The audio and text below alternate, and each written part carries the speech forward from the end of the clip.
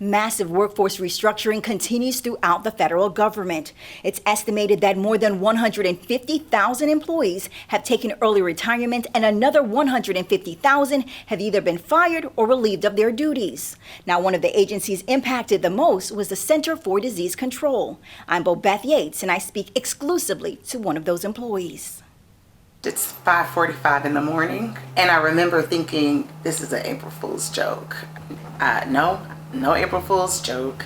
I get on campus, and as I'm walking up on campus, I see people outside of the building crying. Shayla Wilkinson worked at the Center for Disease Control and Prevention for 16 years, but in early 2025, all that changed. Shayla recounts when her and about 2,400 other employees lost their jobs in a wave of cuts implemented by DOGE, the Department of Government Efficiency. It is now deemed as the April Fool's Massacre. Swiping badges to get into the building and apparently not being allowed inside. I heard too that some of my colleagues tried to swipe to get into even on campus. And same thing, like having to turn around because their badges won't work at one point or another. And so initially everyone is excited because the fact that I was able to badge in means that, okay, you probably aren't riffed, because those that tried to badge in, the door wouldn't open. Despite her badge working, Shayla was in fact on the chopping block. She logged into her computer to find an email sent at 5:08 a.m. on April 1st, stating effective immediately she was no longer employed at the CDC. The explanation was that the work was no longer a priority. It was no longer in alignment with the president's or this administration's agenda. I was in the Division of Violence Prevention, and my program or my branch was the Violence Prevention Practice and Translations branch. Shayla's program is actually mandated through Congress, and she says its funding was already appropriated through 2029, meaning if there were actual government savings, it would not occur until 2030. Facts that appear to counter the administration's message. We have got billions and billions and billions of dollars. We're looking to get it maybe to $1 trillion. The administration's plan calls for a massive workforce reduction throughout the entire federal government. The U.S. Department of Health and Human Services Division has been among the hardest hit. It's the umbrella agency over the CDC, the Food and Drug Administration, and the National Institute for Health, as well as several other departments. DOGE says its restructuring is projected to save $1.8 billion per year, cutting full-time employees within the agency from 82,000 to about 62,000. And cuts throughout all federal agencies reached about 280,000 in July of 2025, encompassing both the direct reduction of the federal workforce and the downstream impact on contracts and organizations that rely on federal funding. According to the DOGE website, the cuts have saved more than $199 billion. But independent investigations estimate that number is incorrect. The wall of receipts has also been riddled with errors. In one instance, it stated it cut an $8 billion ICE contract, but the agency's entire budget is $8 billion, making the saving impossible.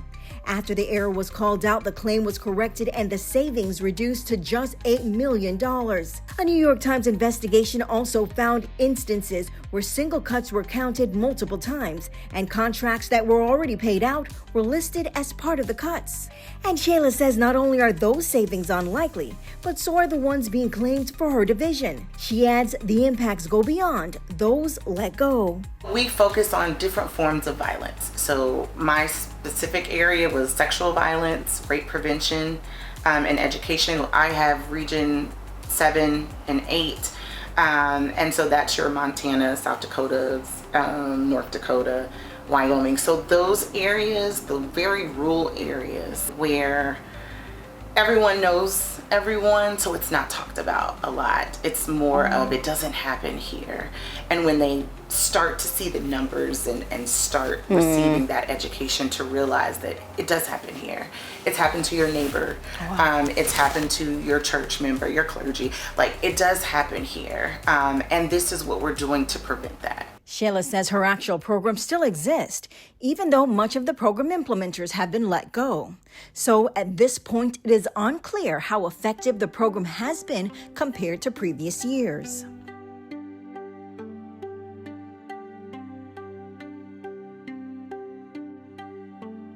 I think that the general public should be extremely concerned. It's a trickle-down effect. So even though it's the federal government, and I know a lot of people feel like and are hearing fake news that the federal government is so inflated, again, these are programs that affect community. My old colleague mentioned that the Boys and Girls Club called her to let her know this summer we're not going to be able to run the program that we would normally run for summer camps because they receive federal funding. One of my daughter's teammates' mom mentioned they receive federal funding around HIV. That funding is no longer, it was dissolved. So there's so many different aspects and avenues to hear federal government, and we are just the umbrella covering so many different types of programs, so many different types of community initiatives. And if they don't feel it now, it's coming. It's trickling down. It just might not have hit your community yet. Still, the impacts of the layoffs go beyond the programs the CDC helped to implement. Shayla says for many of the terminated employees, the way they were treated being locked out of buildings and offices left deep emotional scars. There are a range of emotions around this. I mean, again, we're all about service, and I'm sure the majority of my colleagues feel the same way. So to get notification that your livelihood is now being taken away, not because you are a bad employee or because of your performance, not because of all the other reasons that a company might terminate you. Like, no inkling, just come to work and all of a sudden your livelihood is taken away from you. It does a lot of things and it causes a lot of emotions. And we did have a colleague back in February, so that would be the Valentine's Day Massacre. Mine was April Fool's. And then the first time would be Valentine's Day. I don't know what it is about the holidays, but we had a guy that had been there for years, was able to migrate over to an FTE, received the probationary RIF or termination, and a week later I'm hearing that he took his life. You're getting emotional talking about this. How come? Again, I've been there since 2009, and then I think my first thought goes to, what do I tell my daughter? So I'm a single parent, and it's just me taking care of my child financially. And Shayla says the financial strain is only part of their hurdle. How do I explain to my daughter, who is probably moving through her own season of resiliency, but also setback, maybe disappointment, devastation. She lost her father in October of 2023. He died of cancer. And so we were just kind of, I'd say, coming up for air from that. And now I have to tell my daughter, hey, I lost my job. But Shayla and her daughter aren't the only ones concerned. Her mother, Sherilyn Wilkinson, is a retired HR specialist who worked at the CDC for decades, and she says the layoffs are unprecedented. When I started in HR, I was the second Black. There was a male Black employee. Wilkinson says she helped to integrate the CDC when they targeted her for employment while she was working with the Corps of Engineers. And she says since 1985, when she began her employment, she has never seen the CDC treat employees the way they did during the 2025 layoffs. This is not CDC. This is not CDC's culture to RIF. RIF is a human resources term for reduction in force, which a company uses when it eliminates employee positions, often due to restructuring, financial constraints, or other business needs. Running of RIF has never probably occurred at CDC. This is the first time. And as I told Shayla, this is not CDC. This came from higher up because CDC generally tries to take care of its employees. You don't keep temp contractors doing FTE work.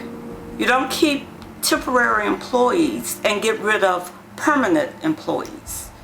You don't keep Title 42, which are foreigners coming in to do work that FTEs can do.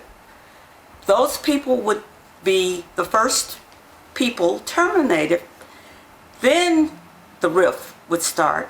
And then there's bumping and retreat rights. People who have lots of service. It takes months. It takes almost a year to run a real RIF. When you hear about the delivery method of the terminations, Again, not CDC. what is the normal delivery method for a standard termination? Face to face.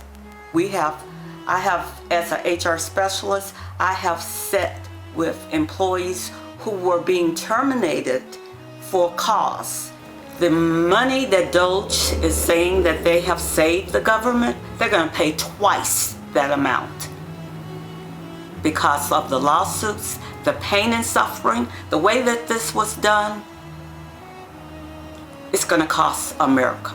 There are rules and regulations. There's a Title V that these people are not following. So yes, this is going to cost the government a lot of money. And Shayla believes being African American is among the reasons for her and many of the other terminations. I have a master's in social work. I have a master's in public health. I also have job experience while I was working towards my master's. I was in these types of jobs. I used to work at the University of South Carolina. I used to work in the hospital setting as a community advocate. So I worked on domestic violence. I worked with community, all types of community engagement positions. So And then 10 years with the CDC. and 16 years 16. with the CDC. And in my circles that I've established while I've been there, it's the Black women that are sitting at home now, educated. We heard we were DEI hires, and I'm like, no, sir, no, ma'am. I've been here before DEI became a household name, before it became this administration's maybe target. Then I've read, COVID. The agency inflated a lot during COVID. No, ma'am, no, sir. I was here before COVID. A lot of my colleagues were. But yet we're still sitting at home. So the inflation didn't happen with the areas that you targeted. COVID would have been your immunization areas. And that areas, for the most part, is just fine. Same thing for DEI. I mean, those throughout that were sprinkled throughout our center and our agency, you already you've already let them go. To immediately be asked to leave campus as if I had done something wrong, as if I was illegally on campus. I know they had asked the commission course staff to escort RIFT employees out because it was effective immediately. So I think back to when I first started at CDC, and again, I started in HR, and literally blood, sweat, and tears to get in and to make my way to an FTE spot. I remember just the work that I was doing, the only person managing 11 different programs for the entire agency. Just had a newborn. I would rock my child on my right knee and my laptop would be on my left knee. It's 11, 12 o'clock at night. I'm trying to move stuff because the volume was so great and it was just me. So not trying to get ahead, I'm just trying to stay afloat. And for my career to end with a very insensitive notification with no cause, no real cause, especially since my program is still going on, it does feel like a slap in the face. And she says the disparity is also evident in the program cuts. I think that programs that affect my brown and Black people are being targeted. When I look at the programs that have been gutted, the offices that have been gutted, I think that they are majority leaning towards minority populations, those that are marginalized, that rely on these types of programs. I think of drowning, that's one of our unintentional injuries, so that division totally wiped out. And I think it's normally Black and brown kids that don't learn how to swim, that drown. Every time I turn on the news, especially during the summer, I listen and I see that news, and I think of the program that we're doing, and now that program is no longer. So I can't help but feel like the target is on us, and I say us as brown and Black people. We keep hearing fraud, waste, abuse of federal funds, and I'm like, it's not in the programs. That's not where this fraud and this waste and this abuse is. That money is, there's so much oversight over that money that just comes into us but goes right out into community. We don't keep it for ourselves. Majority of our program funding goes into the community. So when I hear waste, fraud, and abuse, I'm like, it's not down here at this level. Can we check somewhere else? But despite all the negatives, Shayla believes there will be a silver lining. I do feel like at the end, we will be victorious. And when I say we, my colleagues, the scientists, just everyone that has taken it upon themselves to do service. It's estimated that the workforce cuts equate to just about 4% of the federal budget. But while cuts are being made, spending is increasing in other areas. Among them, a 13% increase in defense spending.